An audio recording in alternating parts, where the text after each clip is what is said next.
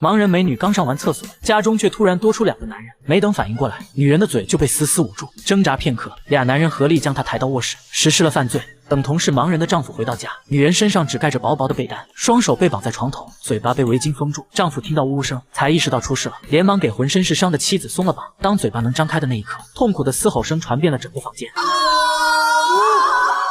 事后，悲痛欲绝的男人来警局报案，殊不知这才是噩梦的开始。由于妻子是盲人，根本无法指证嫌疑人，现在只能去做医学鉴定。可就在去往医院的路上，他们的车被人拦下，说是临时换司机，但最后夫妻2人却被扔到一个仓库。男人意识到不对，想要找对方问个清楚，谁知对方上来就暴打了他一顿，然后又将他们丢到了海边。2个盲人费了好大力才找到彼此，辗转反侧，终于来到医院。可由于妻子被海水冲刷，身上的证据早就被破坏了。他们又来到警局，警察这次却表示，离报案已经过去24小时。嫌疑人不久前被放走了。男人拼命解释，换来的却是一句有证人吗？面对如此不公，2个盲人一点办法都没有。受到伤害的妻子只能吃下这个哑巴亏。回到家，她不停地清洗身体，而男人的态度也变得冷淡，饭不吃，觉不睡，满脸都是忧伤。这种表现一度让妻子觉得是自己脏了，丈夫看不上她了，于是放下身段，提出离婚。要知道他们才结婚不到1个月。第2天，男人心不在焉地上班，其实他并不是嫌弃妻子，而是嫌弃不能保护他的自己。想到昨晚态度不好，一回到家就向妻子道歉，可说了半天根本没有回应。他开始寻找妻子的身影，突然摸到一只脚，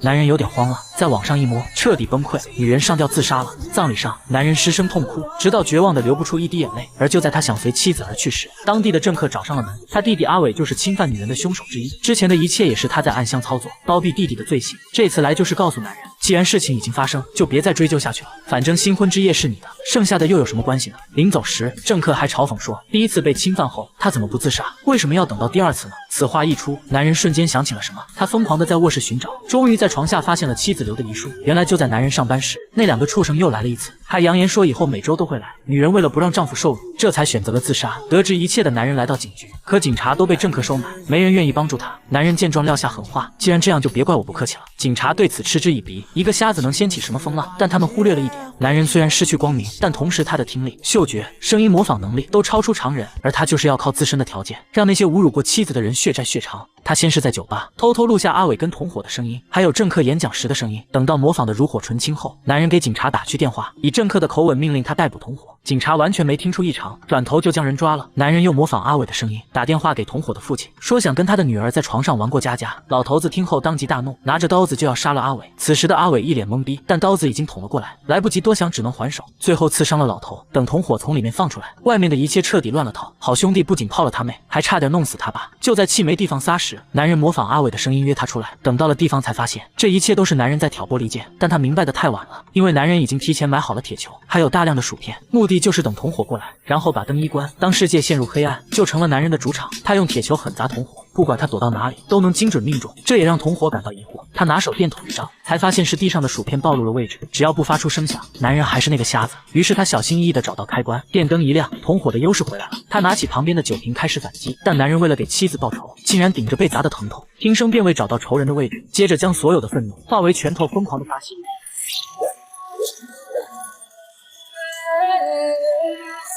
最后，男人用绳子捆住同伙，再把人从2楼推下，活生生吊死了他。临走时，还把阿伟的手绢扔到同伙的肩膀上。等警察赶到，首先怀疑的就是兄弟反目成仇，自相残杀。警长找到政客，想要审问一下阿伟，政客当然不会把人交出来，还嚣张地告诉警长，别忘了这座城市谁是老大，况且他弟弟也不是傻子。杀了人会故意留下证据吗？这明显就是栽赃陷害。而另一边，男人早就料到了这一切，他的报复还在继续。而这次的目标则是阿伟，他将阿伟骗到上次的仓库，准备等人一进来就将其打晕。可万万没想到，阿伟竟然是骑摩托来的，头盔替他扛下了致命一击。男人继续挥动铁棍，但都被阿伟躲了过去，还被他趁机勒住了脖子，抢走了武器。在打了男人几棍后，阿伟玩心大起，要跟男人做个游戏，每人一次机会，交替攻击对方。凭借着眼睛的优势，阿伟占了不少便宜。见男人倒地不起，决定给他最后一次机会，避免发出声响，还提前把鞋子脱了下来，然后拿起另一根铁棍，打算背后偷袭，但却被男人一个转身。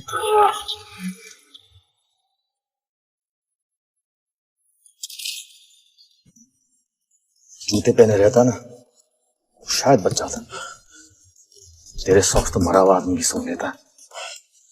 男人掏出阿伟的手机，给政客打去了电话。听到弟弟被绑架，他马不停蹄地往这儿赶，而男人则点燃一根蜡烛放在门口，然后再封住阿伟的嘴，让他看着自己扎破汽油桶，直到流满整个仓库。等救人心切的政客赶到，阿伟想要阻拦他开门，但却发不出一点声音。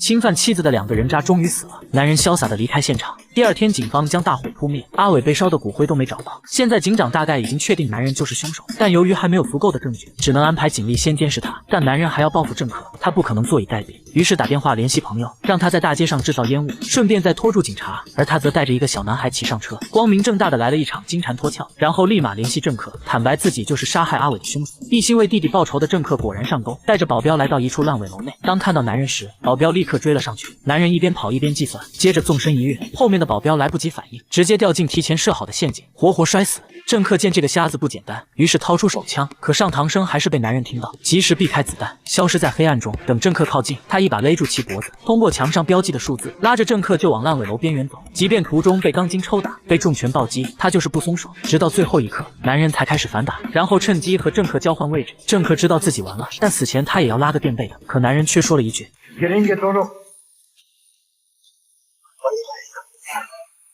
原来他事先已经备好安全绳，扣上锁扣的瞬间，拉着政客一起跳了下去，后果可想而知。政客被摔了个稀巴烂，男人的复仇终于结束了，但法网恢恢，疏而不漏。警长已经找到了线索，他发现不管谁死之前，都跟一个人打过电话，很快就查到了那个电话亭。现在只要再拍下男人的照片拿去辨认，就能坐实他就是凶手。可当警长来到电话亭时，整个人都傻了，因为老板也是个盲人，加上男人每次打电话都变了声，他根本没办法指认凶手。警长曾仗着男人是瞎子，说他没有证据，拒绝查案。如今另一个瞎子也成了男人脱罪的理由，何其的讽刺！影片结尾，男人将妻子的骨灰撒向大海，他用行动证明了那句“我本无能为力，但我爱你，我愿意为了你无所不能”。